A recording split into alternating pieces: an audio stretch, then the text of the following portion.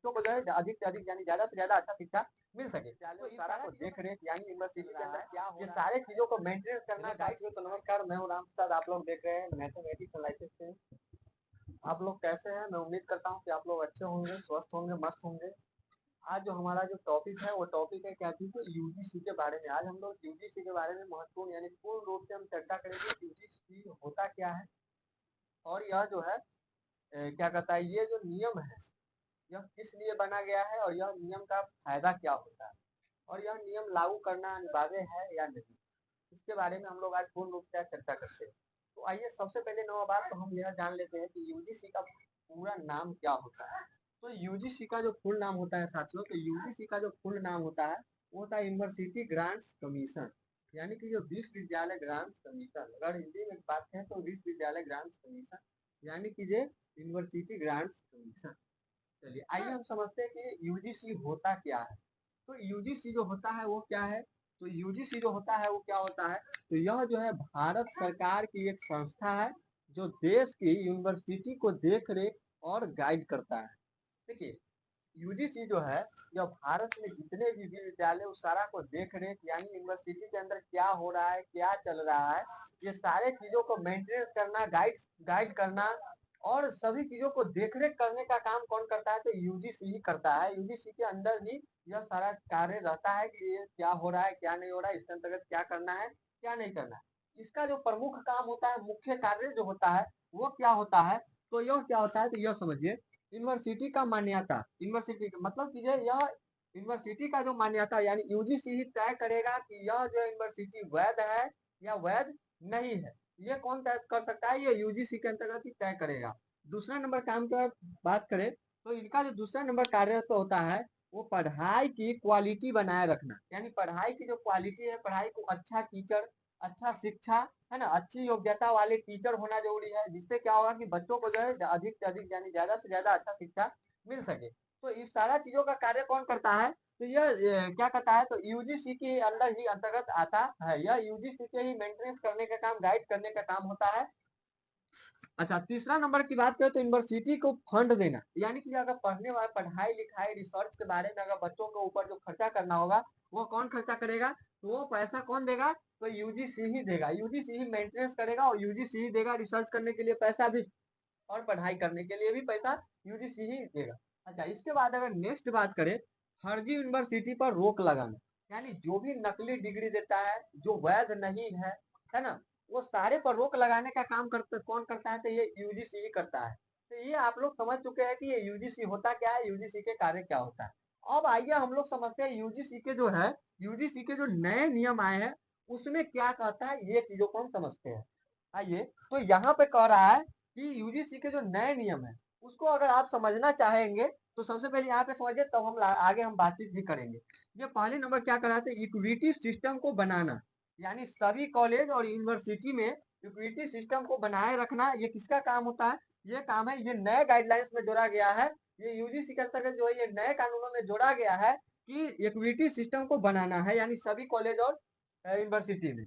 दूसरा number equal opportunity centre, यानी समान अवसर केंद्र, यानी सभी को जो है, सभी को शिक्षा हो गया है ना, सभी को मतलब सभी को एक बराबर के मतलब अवसर मिलना चाहिए। जैसे में अगर किसी जाति के आधार पर नहीं है ना, यानी कि जो शिक्षा छात्र शिक्षा को और हो गया, छात्र हो गया, छात्रवृत्ति हो गया, छात्र नहीं छात्रवृत्ति, काउंसलर, ये सब जो है सभी सुविधा मिल सके उसको, जो है जातीयता के आधार पर या किसी भी आधार पर, धर्म के आधार पर उसे ऐसा विभेद नहीं किया जाए, है ना। यानी कहने का अर्थ है सभी को वहाँ सब जितने भी छात्र यूनिवर्सिटी या कॉलेज में, बल्कि स्कूल के छात्रों के लिए नहीं, ये कॉलेज और यूनिवर्सिटी के छात्रों की बात की जा रही है इसमें। उसमें से क्या होगा कि जितने भी बच्चे उन सबको समान अवसर मिला जाए और सभी कार्यरत हो, है ना।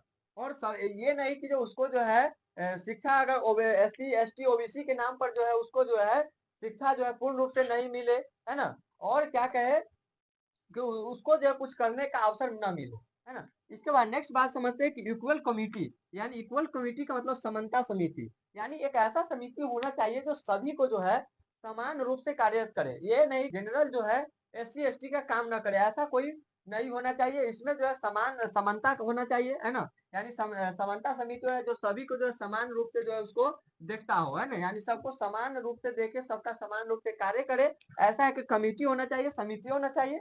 इसके बाद इसमें इसके अंतर्गत जो सारा देख रेख भी कर, इसके अंतर्गत जो है एक ऐसा हेल्पलाइन नंबर तैयार किया जाएगा जिसके अंतर्गत यानी यूनिवर्सिटी यानी कॉलेज में और विश्वविद्यालय में, यूनिवर्सिटी मतलब विश्वविद्यालय होता है, यूनिवर्सिटी में अगर कोई भी अगर वैसा अगर विभेदात्मक आता है, वैसा घटना अगर दिख रहा है, तो उसके अंदर 24/24 घंटा यानी 7 दिन का जो है 7 दिन 24 घंटा हेल्पलाइन नंबर उपलब्ध रहेगा।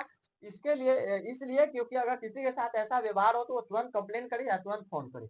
ये ऐसा अच्छा, जिससे जो क्या हो सकता है तो भेदभाव को रोका जा सकता है। अगर इससे ये फायदा होगा कि छात्रों को क्या होगा कि जाति भेदभाव, लिंग भेदभाव, धर्म भेदभाव, है ना, ये सब चीजों का सामना न करना पड़ेगा। इससे क्या होगा कि रोका जाएगा। लेकिन कुछ लोगों के द्वारा इसका भी रोका भी जा रहा है। इसके चर्चा जो हम अगला वीडियो में करेंगे कि इसको रोका क्यों जा रहा है ना। अगर यहाँ पे देखिए कि क्या हो रहा है कि इससे क्या होगा कि जो भी छात्र हैं, जो भी लोग हैं, जो भी यूनिवर्सिटी में या कॉलेज में पढ़ने वाले लोग हैं, वो अगर जाति भेदभाव करता है तो उसके लेकर के जो इससे जो है कड़ी से कड़ी कार्रवाई की जाएगी, है ना। और यहाँ पे और कुछ खास बात भी जोड़ा गया है कि अगर शिकायतों पर तेज कार्रवाई होनी चाहिए। अगर ये जो भी शिकायत करेगा उस पर जो है कड़ी से कड़ी मतलब जल्दी से जल्दी मतलब जल्द से जल्द जितना जल्द हो सके उस पर कार्रवाई की जाएगी, यानी कड़ी से कड़ी सजा भी दिया जाएगा। दूसरी नंबर अगर बात करें तो यूजीसी जो है यूजीसी हर संस्था का रिपोर्ट, निगरानी और कार्यपालिका पर नजर रहेगा, है ना। यूजीसी को हर संस्था का जो है रिपोर्ट किस पे निगरानी रहेगा तो कार्यपालिका पर निगरानी रहेगा, है ना। अच्छा, इसके बाद यह जो है लागू होता है सबसे पहले अभी जो है वर्तमान समय में ये कब लागू होता है तो यह 13 जनवरी 2026 को लागू होता है, कॉलेज और विश्वविद्यालय में होता है। अच्छा, और अब हम एक बात और आप समझ लीजिए कि ये चीज तो आप समझ गए। यहाँ पे देखिए कि इसके अंतर्गत जो है एक चीज और समझ लीजिए, इसके अंतर्गत जो 2026 में जो जो लागू हुआ है 13 जनवरी को, उसमें जो है किसको किसको रखा गया है यूजीसी के अंतर्गत, तो उसमें जो रखा गया है वो किसको तो SC ST को रखा गया, SC ST और ओबीसी को रखा गया है। यानी ये 3 जाति के लोगों को रखा गया है किसके अंतर्गत तो ST मतलब सॉरी क्या कहते हैं इसको यूजीसी के अंतर्गत इस 3 जाति को रखा गया है। और यहाँ पे अब आते हैं कि नेक्स्ट पॉइंट मेरा जो है वो यूजीसी नियम जो है छात्रों के लिए ही क्यों। अब आप समझ लीजिए कि जैसे बहुत सारे छात्र हम भी एक छात्र है ना। अगर मान लेते दूर दराज अगर स्कूल कॉलेज में जाते हैं पढ़ने के लिए, तो वहां पे क्या होता है कि वहां के जो टीचर होते हैं, प्रिंसिपल होते हैं, वो क्या करते हैं कि जाति के नाम पर, धर्म के नाम पर ये विभेदात्मक करते हैं, विभेद करते हैं और उसका जो है कार्यरत जो है सही ढंग से नहीं करते। हाल ही में आप देखे होइएगा न्यूज के माध्यम से कि एक लड़की जो है डॉक्टर बनने वाली, जो आगे भारत की एक भविष्य थी, उसका जो है इस जाति भेदभाव के कारण ही उसका मृत्यु हो गया है ना। कई सारा ऐसा घटना बराबर ही आते रहता है भारत जैसे विशाल देशों में, ये सब आम बात है। लेकिन आइए, यह छात्रों के लिए बहुत ज्यादा जरूरी था। इसमें जो है कुछ लोग जो है इसको रोका भी गया है, लेकिन रोकने का चर्चा जो है हम अगले वीडियो में करेंगे। बार बार कह रहे हैं तो आप लोग जो अगले वीडियो का इंतजार करिएगा।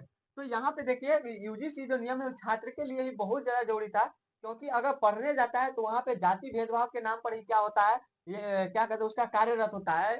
फिर कुछ जाति का काम जो है बहुत जल्द हो जाता है, कुछ जाति का काम जो है वहां पे लटकाए हुए रहता है, कुछ जाति जाति के आधार पर मार्क्स दिया जाता है ना। और जाति के नाम पर वहाँ क्या करते हैं कि झगड़ा भी किया जाता है, यानी एक तो आमतौर पर कहा जाए तो मारपीट भी होता है। और जिसके कारण क्या होता है कि छात्र इससे जो है क्या होता है छोटे नीचे स्तर की जाति के जो लोग हैं वो क्या इसमें जो है सफल नहीं हो पाता है, जिसके कारण वो क्या करता है कि वो पढ़ाई लिखाई को दूर त्याग कर देता है। तो यह छात्रों के लिए बहुत बेहद जरूरी है, क्योंकि जो है उसके साथ जो है चाहे वो किसी भी जाति को है, ऐसा ये नहीं कहा गया है कि ऐसा कोई बात नहीं है कि अगर हाँ SC ST ज्वाइन है इसमें SC ST OBC तो केवल SC ST OBC का ही बात सुना जाएगा, ऐसा कोई बात नहीं है। इसमें जो है जो भी छात्र छात्राएं हैं, भले ही स्कूल कॉलेज में पढ़ने वाले जितने भी छात्र छात्राएं हैं, उनको साथ अगर किसी भी प्रकार के अगर उसके साथ अगर जाति भेदभाव किया जा रहा है तो उसको जो है मतलब कि जो एक हेल्पलाइन नंबर रहेगा, है ना, जो कि उसके अंतर्गत तुरंत कॉल किया जाएगा और उससे जो उस पर जो है कड़ी से कड़ी सजा लिया जाएगा, है ना। और ऐसा कोई भी जाति भेदभाव करता है तो उसके ऊपर जो है तुरंत कार्रवाई हो जा हो कार्रवाई होगा। और इसके बाद क्या होगा कि उसका निगरानी किया जाएगा, ऐसे लोगों को जो भी जाति भेदभाव करता है उस कॉलेज में, तो उसके ऊपर जो है निगरानी भी किया जाएगा। अगर आप लोग को यह वीडियो अगर अच्छा लगा होगा तो वीडियो को लाइक करके चैनल को सब्सक्राइब कर दीजिएगा और अगले वीडियो का आप लोग इंतजार जरूर कीजिएगा। अगले वीडियो में हम ला रहे हैं कि ये यूजीसी जो है, यूजीसी इसको बैन क्यों कराया गया और बंद क्यों हुआ। तो चलिए इसके बाद मिलते हैं नेक्स्ट वीडियो में। तो आप लोग जो है जल्दी से जल्दी चैनल को सब्सक्राइब कर लीजिए, क्योंकि जो है अगला वीडियो आप लोग को कुछ ही क्षणों में यानी कुछ ही वीडियो जो है पार्ट 2 इसका आ रहा है। तो तब तक के लिए मिलते हैं नेक्स्ट वीडियो में।